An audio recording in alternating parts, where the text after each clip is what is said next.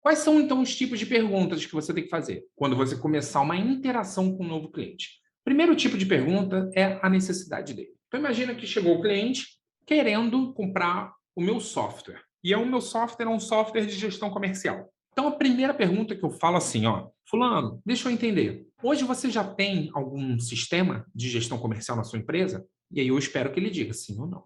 E aí vamos imaginar que ele diz, sim, já tenho sim. Eu falo, ok. E esse sistema, ele está te atendendo bem? Ele vai falar sim ou não. Ah, mais ou menos. Tem coisa que ele faz muito bem, tem outras coisas que ele não faz. E aí, eu vou conduzir a conversa com uma sequência de perguntas para entender o que ele realmente precisa, qual é a necessidade dele. Mas você disse que ele faz bem, né? O que o seu sistema faz bem? Ah, faz isso, isso e isso. E o que o seu sistema não faz bem? Isso, isso e isso. Depois de eu entender as necessidades e as coisas que ele está me dizendo que ele precisa e que não estão funcionando tão bem, eu preciso entender as implicações de cada necessidade. Se ele vira para mim e fala, olha, Ronald, meu sistema ele não faz bem a parte de controle de estoque. É mesmo, né? Como é o controle de estoque, então, do seu sistema atual? Ele vai dizer, ah, não tem, ou então não funciona, ou então, sei lá, ele vai dar a justificativa dele lá. E eu preciso entender por que isso é ruim para ele. O que implica? E aí eu vou virar e perguntar, tá bom, mas vem cá, não funcionar seu controle de estoque, isso é ruim para você por quê? E ele vai falar algo do tipo, ah, porque eu tenho que botar um funcionário todo dia para ficar contando o estoque, porque a gente faz estoque manual. E eu falo, tá bom, e por que é ruim contar estoque com funcionário? Ah, porque eu tenho que fechar a loja, e aí depois que a loja é fechada, o cara ainda tem que ficar aqui por mais 60 minutos para contar o estoque. E às vezes tem erro na contagem. Eu falo, ah, tá bom. E quando tem erro na contagem, como você faz para descobrir? Eu estou toda hora perguntando para descobrir o que implica para ele o problema. E aí ele pode falar, ah, porque quando tem erro na contagem, eu posso ser roubado. E aí eu falo, tá bom, e você já foi roubado? E aí ele pode virar e falar coisas do tipo, Ronald, olha, talvez eu esteja até sendo roubado e eu não sei. Olha como é que um software desenrola, né? Então eu entendi qual era a necessidade dele e através das implicações eu estou entendendo qual é o motivador de compra dele. O que está fazendo esse cara agir? Por qual motivo que ele vai trocar, vai parar de pagar o software lá do concorrente e vai contratar o meu? Então, eu só estou fazendo perguntas, eu ainda não estou nem apresentando como é que é meu software. Eu só estou entendendo qual é a necessidade dele e o que representa cada necessidade para ele. Então, esses dois itens são perguntas que você deve sempre fazer. Outra pergunta que você sempre deve fazer são perguntas de autoridade, do tipo, cliente, quem é a pessoa que autoriza e que está avaliando, né? E que vai autorizar a compra desse sistema. Ele vai falar: ah, sou eu mesmo. Ah, tá. Você é o diretor? Sou o diretor. É você quem autoriza a parte comercial da coisa? Ele vai falar: sim, sou eu. E quem é que autoriza a parte técnica?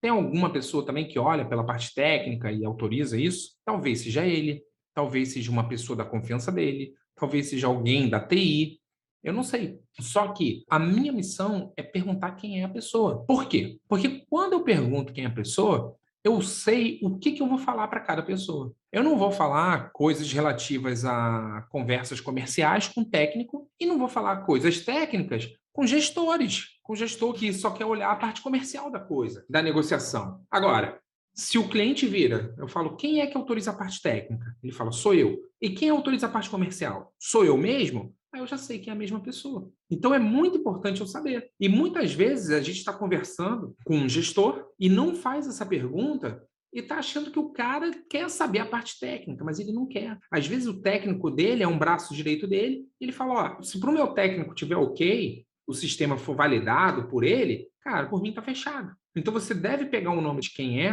né, o responsável por autorizar a parte técnica e você deve interagir com o lado técnico com essas pessoas e o lado comercial com quem é do comercial. Agora, muitas pessoas esquecem de perguntar quem é o responsável que autoriza. Você deve perguntar isso sempre, para você nunca ficar vendido. O que é vendido? Vendido é você achar que está abafando, achar que está fazendo alguma coisa, está apresentando algo muito legal, e no final das contas você não sabe, mas você está apresentando coisas técnicas para um cara executivo, ou às vezes você está apresentando muito executivo para um cara técnico, entendeu? E você está achando que está mandando bem e você não está passando as informações que são importantes para a pessoa. Então, sempre pergunte quem é que autoriza. Outra pergunta: orçamento. Cliente, para você fazer esse projeto aqui, você já tem orçamento aprovado? E aqui muita gente erra, né? Muita gente vira para o cliente e fala, cliente, qual é o seu orçamento para fazer o projeto? Se você fizer essa pergunta, é possível que muitos clientes fiquem chateados com você. Por quê? Você vira para o cliente e fala, cara, qual é o seu orçamento para fazer o projeto? O cliente pensa, ele está me perguntando do meu orçamento, porque se eu falar para ele que o meu orçamento é 100 mil reais, ele vai me cobrar 100 mil reais. Se eu falar que é 50 mil reais, ele vai me cobrar 50 mil reais. Pô, por que ele está me perguntando isso? O cliente ele fica desconfiado.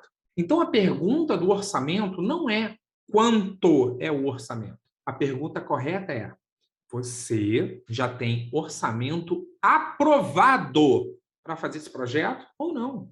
Agora, comigo já aconteceu muito de eu fazer essa pergunta. E aí, você, cliente, você já tem orçamento aprovado para comprar esse sistema? E o cliente vira e fala: sim, sim, já consegui a aprovação de 100 mil reais. Se o cliente falar, ótimo, beleza, eu peguei a informação. Mas eu não perguntei. Poucos clientes falam, mas acontece.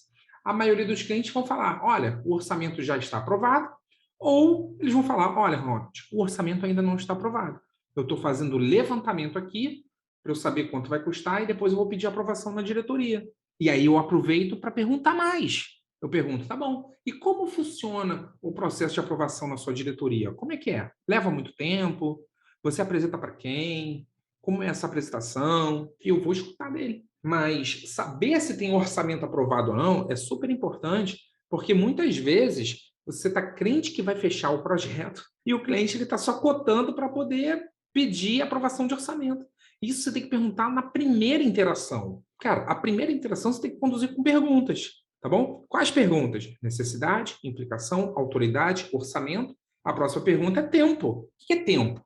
Tempo é o seguinte: já entendi a necessidade, as implicações, quem autoriza, se o orçamento já está aprovado. Eu vou perguntar, cliente, tá bom. E quando? Em quanto tempo você pretende decidir sobre a contratação desse sistema? Isso é algo que você quer decidir agora, esse mês? Ou é algo que você está pensando para daqui a 2, 3 meses? É algo para esse semestre ou é algo para o próximo semestre?